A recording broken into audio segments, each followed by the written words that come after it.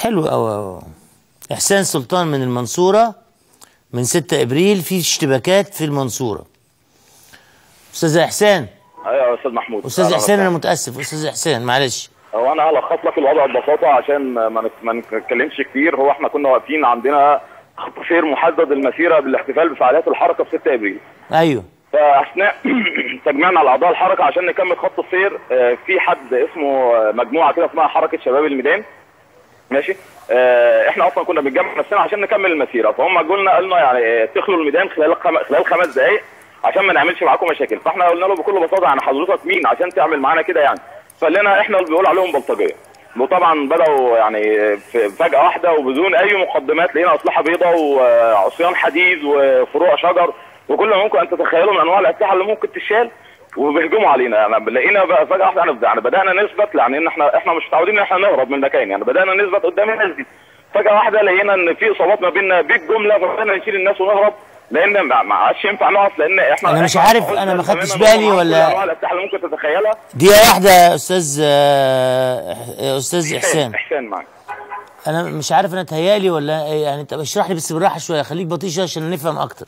طيب هو حضرتك اللي هو لما قالوا لنا 5 دقائق وتدخلوا الميدان، فاحنا أيوة. كلمناهم يعني بأي حق حضرتك تعمل معانا كده وبنتكلم معاهم بكل احترام، فقلنا بحق اللي احنا اللي بيقولوا عليهم بلطجيه. ماشي؟ لا يعني طب يعني حتى باحترامك لنفسك واحترامك لينا يعني ما ينفعش تعمل كده، وما ينفعش اصلا نتكلم مع بعض بالاسلوب ده باعتبار ان احنا ثوار زي بعض.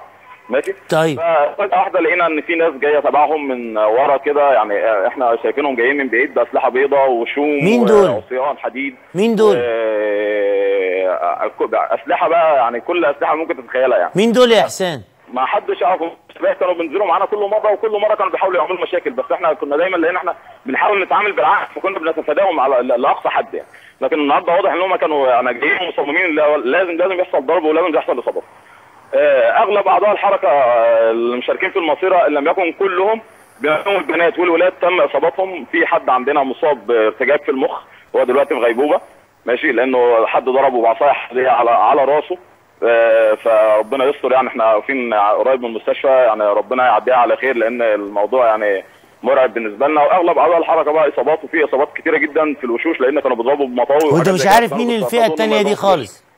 نعم. ما عندكش اي معلومه تشير ايه الفئه الثانيه اللي بتضربكم دي؟ هي اسمها مسمين بيطلقوا على نفسهم حركه شباب الميدان. حركه شباب ايه؟ الميدان. بس فهو ده الوضع. بس وفجاه طيب. لقينا نفسنا بنتفارض في شوارع المنصوره وبيعملوا كمان. طب فين الداخليه امال؟ فين الداخليه؟ لما رحنا يعني اقرب مكان كنا ممكن نتحمى فيه هو مبنى امن الدوله لانه قريب جدا من المحافظه. كويس. فجمعنا نفسنا وقلنا نطلع على مبنى امن الدوله لانهم هيخافوا يجوا عند امن الدوله. كويس. لا ومجرد ما وصلنا امن الدوله وقلنا لهم الوضع، الناس اللي واقفه على الحراسه بره كان اول حاجه عملوها انهم قفلوا الباب بالجزير وبالقفال عشان ما لهمش دعوه بالموضوع يعني. قالوا لك احنا مقر امني مالناش دعوه بحد، حضرتكم هتسيبونا نموت في بلطجيه بيجروا ورانا بسكاكين، هتسيبونا نموت. قالوا لنا احنا مالناش دعوه بالموضوع ده وقفلوا الباب بالجنازير وخلاص على كده. حلو قوي. طيب يا احسان، متشكرين. استاذ احسان سلطان من حركه 6 ابريل. تصور صدق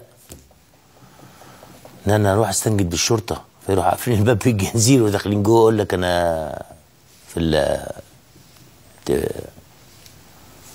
خلاص هيجي لنا شلل او هيجي لنا مش زهايمر، ابو رعاش ده يعني. مفيش كلام يعبر عن اللي بيحصل، مفيش كلام الا الكلام اللي هو ممنوع في التلفزيون. هو ده الكلام الوحيد اللي يعبر عن الوضع اللي احنا فيه ده، ممنوع نقوله. كنتوا بتسألوا عن التعريض، ايه هو التعريض؟ هو التعريض ايه؟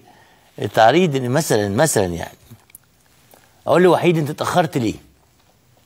فيقول لي اصل خرجت من البيت لقيت ال4 عجلات على الارض. يبقوا ايه؟ يبقوا ناموا. لو ما ناموش ولا حاجه، هم فعلا على الارض.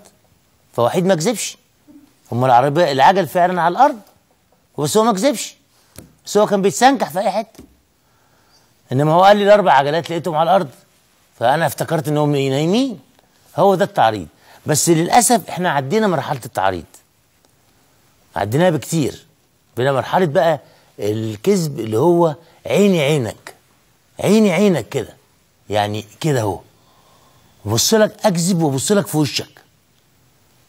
فاصل.